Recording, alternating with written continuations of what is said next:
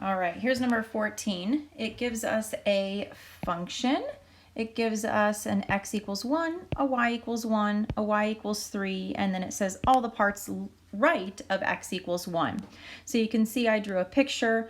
I had to put the equation into a y equals to kind of better understand what the function looked like, or to put it in my calculator, right? So I moved the 20 over by subtracting and then divided both quantities by 4. So it ended up being negative 1/4 times x minus 1 squared plus 5, which is actually a parabola that opens down. You can see from my picture the 3 lines that we have and then the shaded region, right?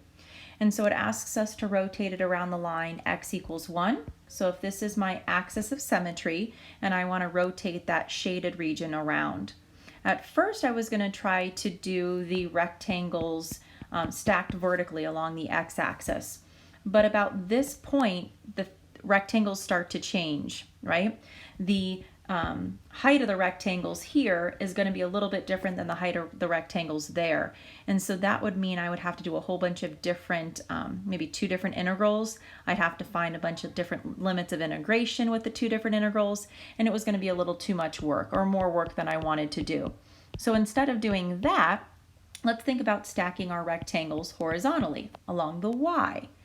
So if I do that, my axis of revolution and my rectangles are perpendicular. So that tells me I'm going to do disk or washer. If I imagine rotating this shaded region around that x equals 1 line, there's going to be no gap. It's just going to be a big disk that ends up rotating it around, right?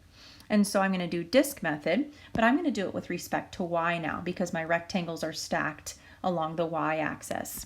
So I'm going to do pi r squared with respect to y.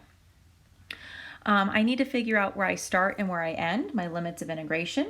And so I know, kind of nice, that I start at y equals 1, I end at y equals 3, so those are going to be my limits of integration. Now I just have to figure out what my radius is going to be. Remember, my radius is the distance from my axis of revolution over to the edge. Axis of revolution over to the edge. Now you've got to be careful on this one because it looks like it corresponds to the function, but it's only the function if I start at the y-axis and go all the way up to the function. But I don't on this problem. I actually start at 1 and go up. So what I really want to do is find the distance in between the function and the line x equals 1. So I need to really do top minus bottom. If you kind of turn your head sideways, you can see that this would be the top, this would be the bottom. And so my radius is really the distance in between those. So what I really need to do is I need to do the top minus the bottom, the function minus 1. But I need that function to be in terms of y, not x's. So I'm going to go back to my original function and I'm going to solve it in terms of y. I'm going to take it and square root both sides. I ended up getting x minus 1 equals plus or minus the square root of 20 minus 4y. I added 1 to both sides, and so now I have the same function just in terms of y instead of x's. So that's my function, top minus the bottom.